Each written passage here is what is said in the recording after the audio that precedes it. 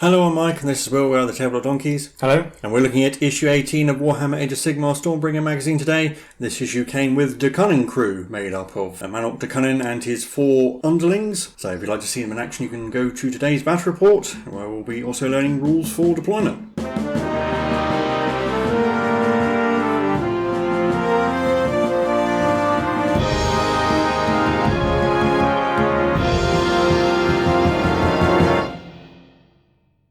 Looking through the issue first up we have background on Stormhosts. So the Stormhosts are the various forces of the Stormcast Eternals. Each Stormhost has its own sort of culture and customs, but they are fairly similar, but are all part of a greater whole. So you can see the Hammers of Sigmar here in their gold and blue armour. They were the first of the Stormhosts to be forged, and are sort of seen as the exemplars of everything a Stormcast Eternal should be. And each of the members of the Stormhost has died multiple times and been reforged anew.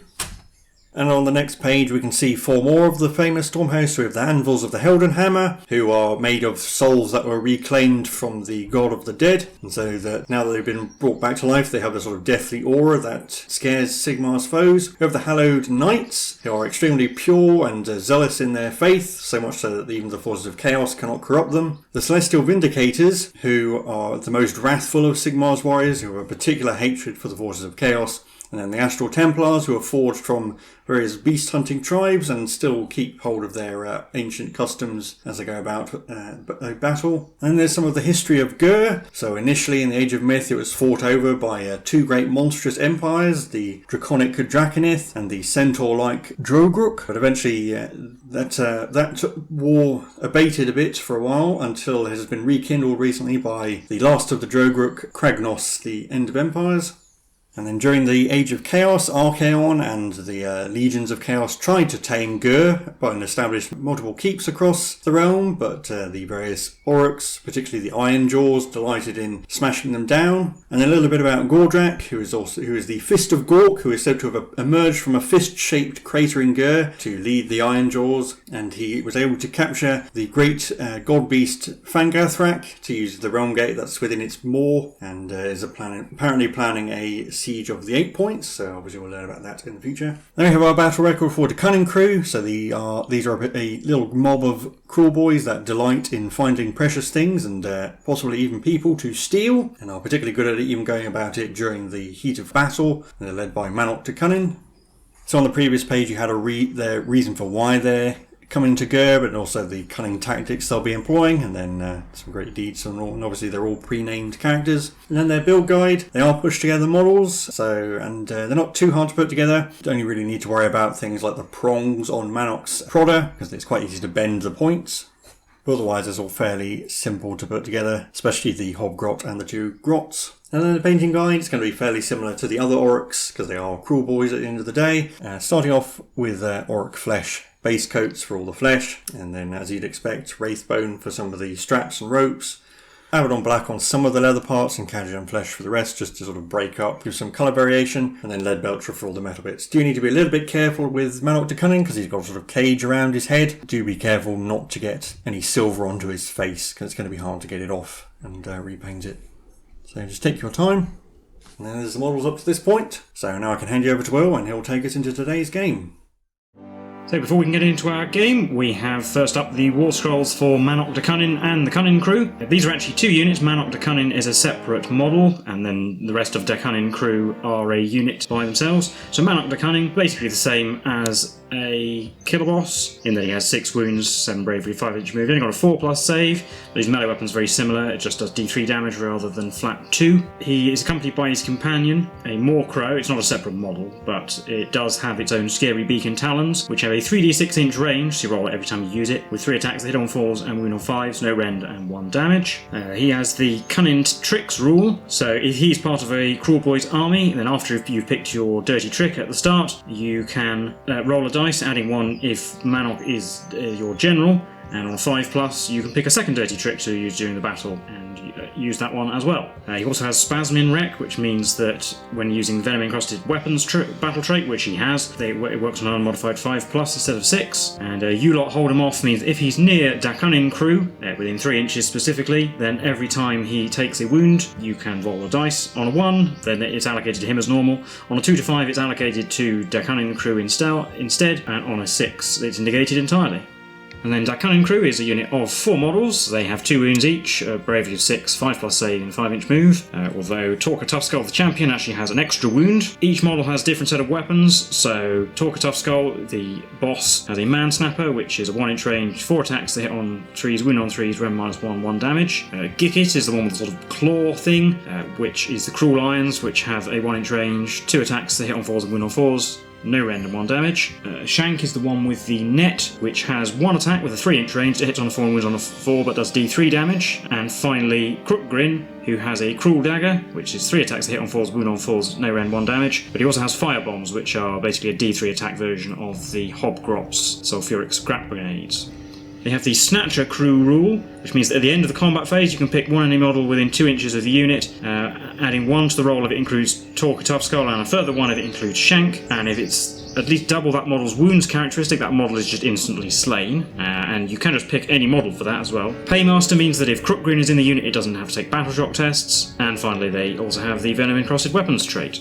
And on the back there's a tutorial for firstly how You Lot Hold Him Off works, so when Mannok is near the Kunnin Krew, and then the Snatcher Crew here, and it also shows you which model is which in this picture.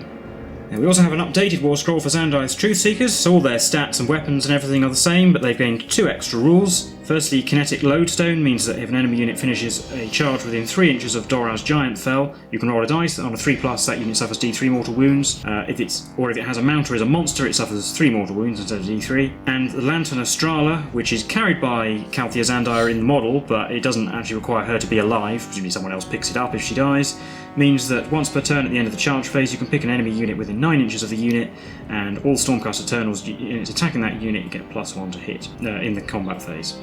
And then over the page there's a tutorial for Kinetic Lodestone, but actually the text here is wrong because it says they automatically suffer D3 mortal wounds, but actually only happens on a 3+. And then the Lantern Astrala, so targeting an enemy unit within 9 inches at the end of the charge phase. And we also have more rules for deployment. So we're introducing the concept of territory here. So as you can see on this picture, there's some bits that are labelled territory on the battle mat, and usually a battle plan will have territory marked out for both sides, which is where each side can deploy their units respectively. So there's the order territory and the destruction territory marked here, and a bit in the middle where you can't normally deploy models, though it does say that battle plans will often tell you how to deploy direct terrain and may even tell you to put models in specific positions. And there's also a note here about battle mats and building the battlefield out of more battle mats, because of course we got the second one with this issue. It looks very similar to the other one on the reverse side, but they do actually have a little number in the corner, so future battle plans will often tell us to use, say, mats 1 and 2, and we'll explain how to lay them out like this. And then how to deploy is the same as it was in a few issues ago when we were deploying in the marked circles, except that you can now deploy a unit anywhere in your territory instead of in a set location. So rolling off, and then whoever wins deploys a unit first, somewhere in their territory, and then the opponent deploys a unit, and alternating until both players have finished deploying. And also a note about reserves, like for the Stormcast Eternal Silence of the Storm rule, sometimes a unit can be deployed somewhere other than the battlefield, but that still does count as a deployment choice, so you would put the unit, as it were, off the battlefield, and then your opponent would deploy a unit, and then it's your turn again. And then we have our game for this issue, Battle of Wits. So some new territory has been discovered, and both the Stormcast Eternals and Kruleboyz are rushing to try and claim it. The Stormcast Eternals have Zandai's Truthseekers, the Stormstrike Chariot, and 5 Vindictors, whereas the Kruleboyz have Mannok da Kunnin and da Kunnin Krew, 10 Gut Rippers, and 3 Manskewer Bolt Boys. And this issue is to get us used to the deployment rules, so we're actually for the first time using the reverse side of our battle mat, the sort of orange deserty one, which doesn't have any markings on it, so we will be deploying in the territories marked here, which conveniently line up with the folds on the battle mat. So we're deploying along the short edges, I guess a quarter of the way on from each side respectively, and it doesn't say to deploy any terrain or anything else, so it's going to be a plain battle mat, but we will be deploying using the deployment rules we've just talked about, and the game lasts for 5 turns each, or until one player has slain all of their opponent's models. If both players get through 5 turns and there are models still on the board, then it's a draw, otherwise the player who's destroyed the opponent wins. So here we've set out the battle map on the reverse side, so you can see it in all its orange glory. And then our territories are up to the first fold in the battle mat. The Kruleboyz won the roll-off to deploy a unit first, so we alternated, but didn't show you that because you can see the results here. Now we just need to roll off to see who goes first. Well, I won the roll-off, so that means I'm going first. So we'll be into Stormcast turn 1.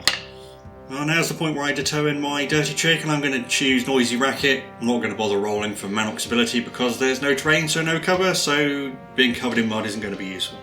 So just going to move up 5 inches, it's not going to get too close now. And even the chariot is staying back a little bit. I could send it steaming in, but then it might get flattened, so we're going to be cautious for now.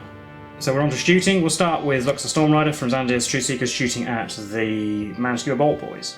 She has 3 shots hitting on 2s. We get 3 hits, but no 6s for mortal wounds. Wounding on 4s though, because of Noisy Racket. No, we get 3 wounds anyway. Oh well, they're all dead. So they're all dead, yeah, no save. Means the chariot is only in range of the gut rippers, so 2 shots on 3s, they both hit. Wounding on 4s because of Noisy Racket, nothing. That's the end of my turn, on to Kruleboyz turn 1. Well, my movement to the gut rippers are going to move forwards, form a wall, hopefully see if we can charge that chariot, while the Kunnin Krew and Mannok da Kunnin are going to cunningly stand behind them, forming a wall behind the wall of gut rippers. There is something potentially in range of Mannok da Kunnin's pet bird, so I'll have to roll to see how far it can go. Well, a whopping 5 inches, and that's clearly not enough. In the charge phase, the gut rippers are going to try and charge. So we're in the charge phase now. Before the gut rippers charge, they're going to try and use scare shields on the chariot. So I get an 8. So yeah, that was enough. So the chariot has -1 hit, and then the gut rippers charge is a 5, which isn't going to be enough to get them in. So that's the end of Kruleboyz turn 1. On to Stormcast turn 2.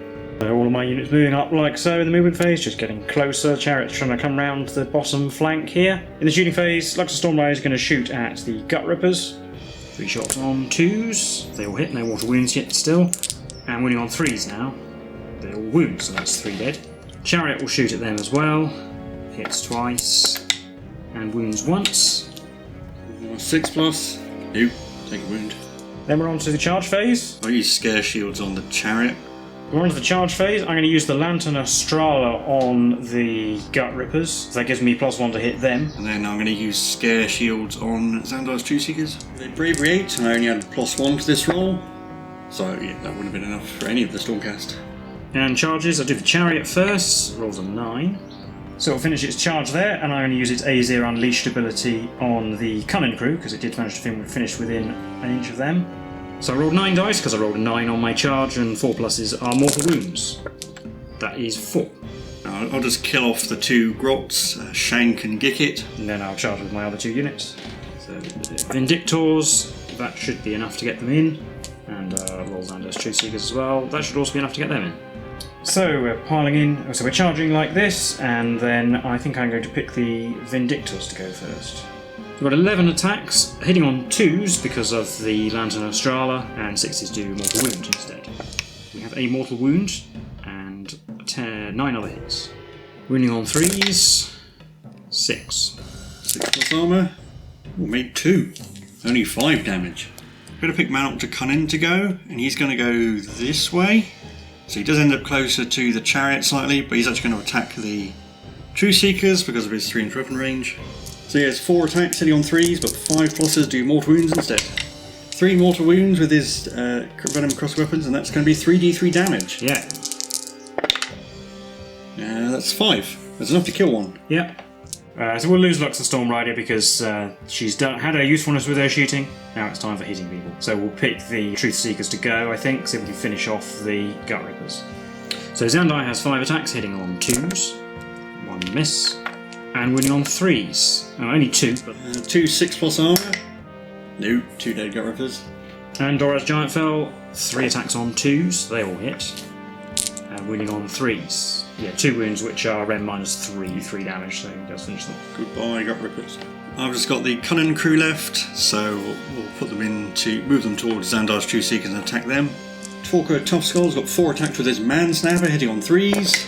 6s do mortal wounds. They got 4 hits. Wounding on 3s. 3 wounds, AP Ren -1. So 4s. Oh, take 2 damage. And then 3 attacks from Kruleboyz's dagger on 4s, getting a single mortal wound. So Dora's Giant Fell is down to 2, but then I've put in the chariot, and it's going to put all its attacks on Mannok. 3 attacks with the axe on 3s, getting 2, and wounding on 3s, 2. Minus 1 rend. 5+ armour, made both. And then the Griff charges, 6 attacks on 3s, only getting 3 hits. Wounding on 3s, 1 wound, is rend minus 2. 6, nope. A wound. But he's next to the Kunnin Krew, so on a 6 is ignored. And now at the end of the combat phase, the Kunnin Krew would get to do their snatching rule, but they're not within 2 inches of something they can actually roll double the wounds characteristic of, unfortunately. They would be able to if they were near the Vindictors. But then they do not have to take a battle shock test because Kruleboyz is still alive. Torque Toughskull is convinced to stick around by the money, so we'll be on to Kruleboyz turn 2. Well, I'm going to go straight to the shooting phase, where I guess I'll start with Kruleboyz's grenades. D3 shots, 1. Hits on a 4. He does a mortal wound instead. And then Mannok da Kunnin's pet bird. Here we go, what's its range this time? That's a bit better, it's 11. It will go after the its True Seekers as well. 3 attacks, hitting on 4s, but 5+s do mortal wounds instead. No, nothing at all. No charges in the charge phase, but at the end of the charge phase, it does still happen. The Lantern of Strahla will go on Mannok, I think, so +1 to hit him. Right, I'm going to pick Mannok da Kunnin to fight first, and he's going to fight the True Seekers. 4 attacks hitting on 3s, 5+s do mortal wounds. Well, we got 2d3 mortal wounds. Come on, big money. 4. I'm going to pick the Vindictors to go because they're within 2 inches of the Kunnin Krew. So because they're within 3 inches of the Kunnin Krew, so if Xandar kills them all, then they wouldn't be able to fight. So I'm going to use the fact that they are able to at this point, and they can all get in so they can fight with their 2-inch weapon range. 11 attacks hitting on 3s this time because no lantern on them. 6s hit mortal wounds. Got 2 mortal wounds, and 8 normal hits wounding on 3s. 6.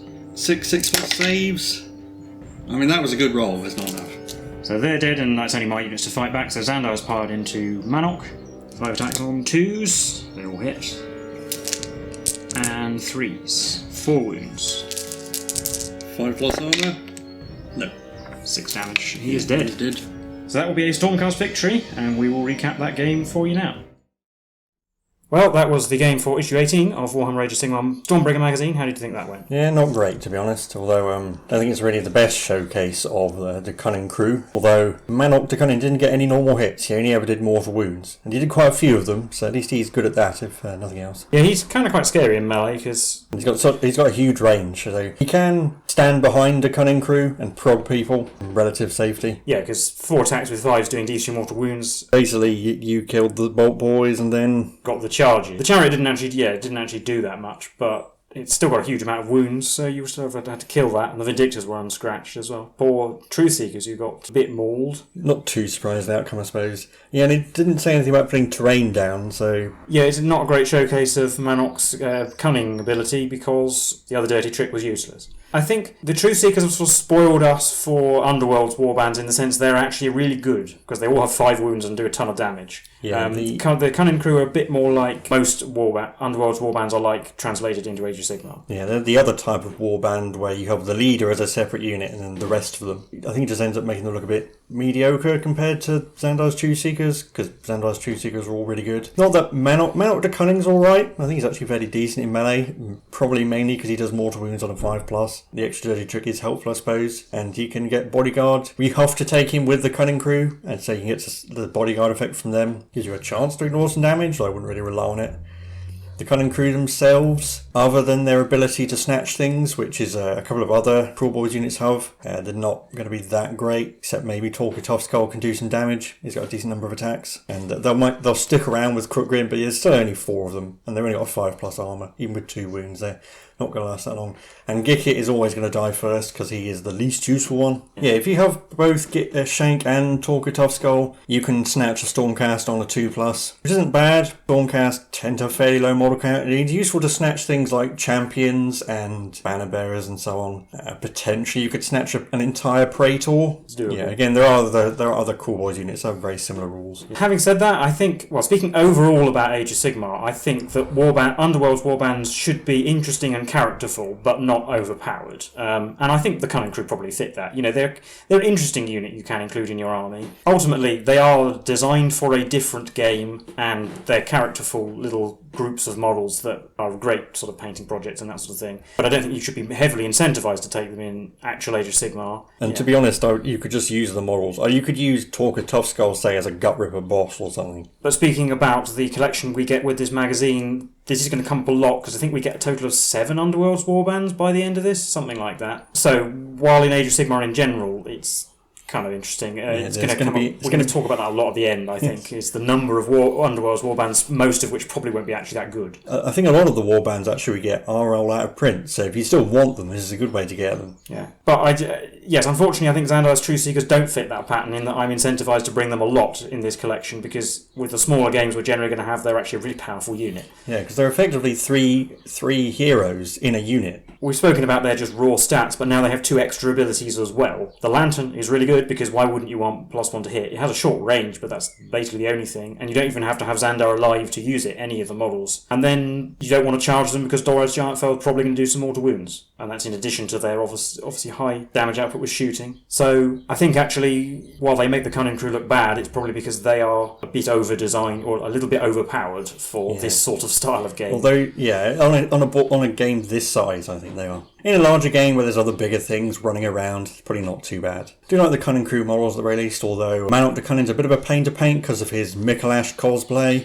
Trying to paint his face and getting amongst all the bars to paint that is a bit of a pain. Otherwise, they all look fairly characterful at the very least. Yeah, which is what you want from Underworld's Warband as well, as I said, because they are supposed to be all individuals with a sort of story behind the warband. And we also got rules for deployment, doing it properly. This is the way it'll be done going forward, I think, where we have a set territory and then have to alternate deploying units. Sometimes it will be marked out with a distance, so it'll be inches from the board edge rather than just using the folds on the battle map, but either way works fine. Yeah, quite often, usually if you look in the rule books, they will just mark the distance between territories, so effectively you can just use that map on any size of board. And obviously we've got another battle map which we won't see used yet, probably, but to be honest, I would personally say it's a little bit disappointing. Both of the orange sides are basically just featureless desert. Although they do have a little number in the corner, which is quite a good idea, because it means that they'll be able to at least tell you which ones to use of the probably identical 4 orange battle maps that we'll eventually get. It's a lot easier than just saying use the map from issue 38 and 458 and whatnot. So. Yeah. But anyway, I think that's all we have to say for this game and this issue, so let us know what you thought in the comments below. Leave a like and subscribe if you did enjoy the video. Let us know your thoughts on the Kunnin Krew,